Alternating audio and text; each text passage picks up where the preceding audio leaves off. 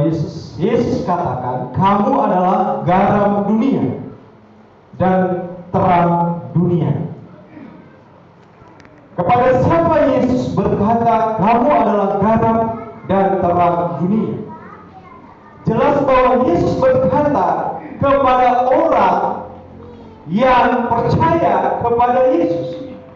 Yesus berkata kepada murid-muridnya, Yesus berkata kepada pengikutnya bahwa kamu adalah garam dan terang dunia. Nah, Bapak Ibu Saudara yang saya kasih dalam nama Tuhan Yesus, menjadi murid dan pengikut Kristus, menjadi umat Tuhan, itu harus jelas. Amin. Kalau tidak jelas, maka tidak mungkin akan menjadi garam dan terang dunia. Sesuatu yang jelas itu kelihatan dan dapat dilihat dengan benar, dengan baik. Saudara, Yesus katakan, kamu adalah garam dan terang dunia.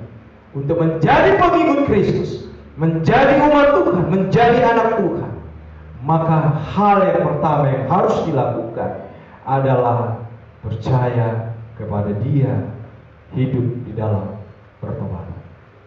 Saudara, garam dan terang dunia. Ya, saya mengajak kita dulu melihat garam dunia. Garam tidak susah ditemukan. Garam itu tidak susah. Ya, dia selalu ada dan mudah untuk ditemukan. Saudara, terang dunia ini adalah terang dunia. Lampu yang kita gunakan ini adalah terang dunia. Kalau ini tidak ada terang dunia, lampu ini, maka kita bisa gelap dan kita tidak bisa lihat siapa yang ada di samping kanan kita. Nah, Bapak Saudara, kamu adalah garam dan terang dunia. Saya ingin kita merenungkan dari bagian firman Tuhan ini dua hal saja. Yang pertama, dikatakan kamu adalah garam dunia dan terang dunia. Itu mau mengajarkan kita, mengingatkan kita bahwa sebagai orang Kristen, sebagai umat Tuhan, sebagai anak Tuhan, kita harus hidup menjadi berkat. Amin. Yang pertama, garam dunia. Garam manfaatnya untuk apa? Manfaatnya itu untuk memberi rasa. Memberi rasa. Bapak Saudara, kalau masak dengan berbagai bumbu yang dicampur, yang diolah, kalau tidak ada garam yang ditaruh, rasanya seperti apa? Hambar. Tidak ada rasa, tidak enak, tidak membuat kita senang. Tapi karena ada garam yang dibubukkan, itu menjadi ada rasa. Manfaat garam memberi rasa. Dan juga manfaat garam itu untuk mengawetkan, Bapak Ibu Saudara. Dia bisa mengawetkan makanan, bisa mengawetkan juga yang lain-lain. Bapak Saudara, garam itu memberi rasa, mengawetkan. Dan juga manfaat garam itu tidak membuat ikan atau makanan cepat busuk. Dan juga Bapak Ibu Saudara, manfaat garam itu untuk kesehatan tubuh. Kita dikatakan menjadi salah garam dunia, supaya di mana kita berada, orang percaya, orang Kristen itu jadi berkat. Amin. Jadi berkat. Di mana kita hadir, jadi berkat. Kita memberi rasa. Jangan ketemu orang rasanya dingin. Dingin, tidak ada rasa apa-apa. Diam-diam saja. Diam-diam. Rasanya dingin. Maksudnya tidak ada rasa. Arti tidak enak. ketika ketemu atau berteman. Garam memberi rasa. Orang Kristen itu harus hadir memberi rasa. Bapak saudara, kita harus memberi rasa. Kita yang jadi berkat, harus jadi berkat, memberi rasa. Kalau bisa orang yang ketemu kita kepingin ketemu terus, artinya apa? Dia diberkati. Ya, jangan sampai hati-hati kalau ada orang berkata, saya tidak mau ketemu dia lagi, cukup sekali saja. Itu dipertanyakan. Karena kalau ketemu, apalagi bicara, apalagi sudah, aduh susah, berantem terus. Mau diletakkan mau dimanapun kita berada, kita jadi berkat. Amin. Mau kita ada di tengah-tengah keluarga, di tengah-tengah tetangga, kita harus jadi berkat, jadi rasa. Yang sampai di sana kita jadi bermasalah, pergi ke keluarga juga jadi masalah. Waduh, ini jadi masalah. Kita ini nggak ada rasa ini. Ke sana kita tidak jadi berkat. Kita jadi orang yang hanya menyusahkan orang, membuat orang stres tambah stres, pusing tambah pusing, dan lain sebagainya. Garam itu juga mengawetkan. Manfaatnya kita jadi berkat.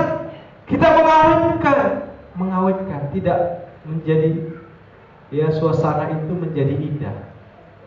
Jadi kalau kita ketemu orang yang mungkin dia sedang ada masalah, kita ini jadi berkat, jadi garam, mengawetkan, menolong, memulihkan. Itulah orang Kristen. Jadi yang pertama, mengajar kita bahwa dimanapun kita berada sebagai orang percaya, sebagai orang Kristen harus jadi berkat. Amin. Yang kedua, kamu adalah garam dan terang dunia. Terang dunia mengajarkan kita sebagai orang percaya, mengingatkan kepada kita bahwa kehadiran kita sebagai orang percaya harus menjadi saksi Kristus. Artinya berdampak, berguna. Kalau kita jadi orang Kristen tidak menjadi saksi Kristus, berarti tidak berdampak, tidak berguna. Saudara, dikatakan kalau garam itu tawar, dengan apa dia sih? Tidak ada lagi gunanya. Itu akan diinjak orang. Tidak ada gunanya. Jadi orang Kristen itu harus menjadi saksi Kristus. Saksi Kristus, berdampak, berguna.